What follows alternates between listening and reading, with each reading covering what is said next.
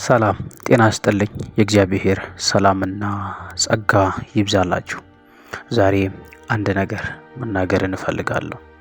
ከመናገሬ በፊት ሁላችሁም እግዚአብሔር ጠብቆ ረድቷችሁ ከክፉ ነገር ጠብቋችሁ ዛሬን በህይወት እንድትኖሩ እድሜያችሁ ላይ ይችን ቀን ስለጨመረ የልዑል የእግዚአብሔር ስም የተባረከ ይሁን። መናገር የምፈልገው አንድ ነገር ብቻ ነው። ሐሜተኛና ስለ ሰው ልጆች መጥፎ ንግግርን የምትናገሩ እናንተን ይመለከታል። ተሳስተም ይሁን በስሜትም ሊሆን ይችላል። ክፉ ነገር የሰው ልጅ ላይ ተናግራ ይሆናል። አብዛኛው ጊዜ አሁን እኔ ፎከስ አድርጌ የማወራው ሰውን የሚዘልፉ፣ ሰውን የሚበሉ በእግዚአብሔር ፊት ደግሞ ተቀባይነት ስለሌለው ስለ ሐሜተኞች ነው። ይህን ከመናገሬ በፊት ከመጽሐፍ ቅዱስ ስለ አንድ ሰው ታሪክ ልንገራችሁ። ይህ እኔ አሁን የምነግራችሁ ሰው በመጽሐፍ ቅዱስ እጅግ በጣም ታዋቂ ሰው ነው። የእስራኤል ንጉስም ነበር። ነገር ግን እርሱ የሰራቸው ኃጢአት እግዚአብሔርን የማሳዘን ጥጉ እጅግ በጣም ሰፊ ነበር። ይህ ሰው የራሱ የሥጋ ምኞቱን ለማርካት ሲል ባልና ሚስቶችን ለይቶ ባልን በጦር ሜዳ ያስገደለ ከሚስቱ ጋርም የተኛ ሰው ነበር።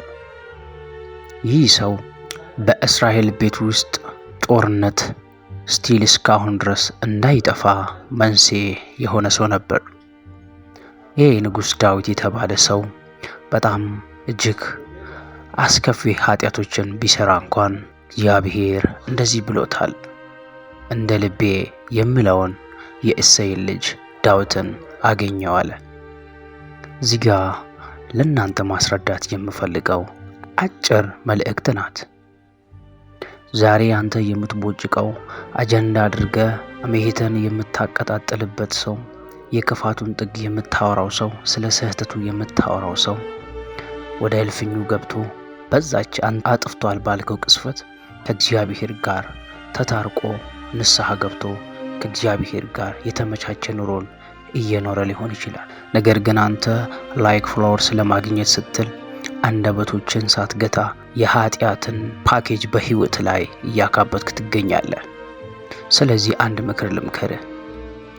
ስለ ሰው ከማውራትህ በፊት የራስህ ማንነት ምን ያህል በጽድቅና በቅድስና ህይወት ውስጥ እንዳለ ራስህን መመርመር አትርሳ።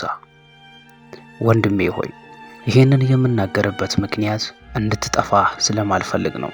በአይነ ውስጥ ያለውን ግንድ ሳታወጣ በወንድምህ ውስጥ ያለው ትንሽዬ ግዱፍ እያየ ቀኑን ሙሉ ነገሮችን የምታራግብ ከሆነ በራስ ላይ እሳትን እያራገብክ ነው። ስለዚህ አንድ ሰው ሊያጠፋ ይችላል፣ የፈለገውንም ሊያደርግ ይችላል። ብትችል በውስጥ መስመር አናግረው፣ ምከረው፣ ወደ እግዚአብሔር እንዲመለስ አቅጣጫውን አሳየው።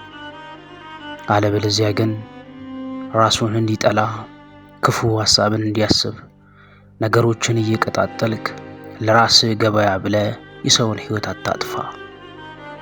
አንድ ማወቅ የሚገባ በዚህች አንደበትህ በአንድ ቀን ከሺዎች በላይ ነፍስን ማጥፋት ትችላለህ። ምክንያቱም አማኝ ከሆንክ እንደ መጽሐፍ ቅዱሳችን አስተምህሮት ሐሜት ማለት ግድያ ነው። ስለዚህ ያ አጠፋህ ያልከው ሰው ከእግዚአብሔር ጋር እርቅ ፈጥሮ ከእግዚአብሔር ጋር ተመቻምቾ እየኖረ ያለ፣ አንተ ግን እርሱ ባጠፋ ጥቂት ጥፋት ቀኑን ሙሉ የኃጢአትን ፓኬጅ በህይወት ላይ ታካብታለህ። ስለዚህ የመመለስ ዘመን፣ የመመለስ ጊዜ እንዲሆንልህ እግዚአብሔርን ጥራው። እግዚአብሔርን ፊት ፈልግ። እግዚአብሔር አቅጣጫውን ያሳያል።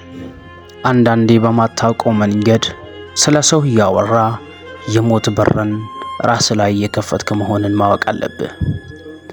ይህንን ሐሳብ የምናገረው እጅግ በጣም ስለምወዳችሁ ነው። እግዚአብሔር ይባርካችሁ፣ ዘመናችሁ ይባረክ። ለዚህ ቤት አዲስ ከሆናችሁ ተቀላቀሉን። የእግዚአብሔርን ስራ፣ የመንግስቱን ወንጌል አብረን እናስቀጥል።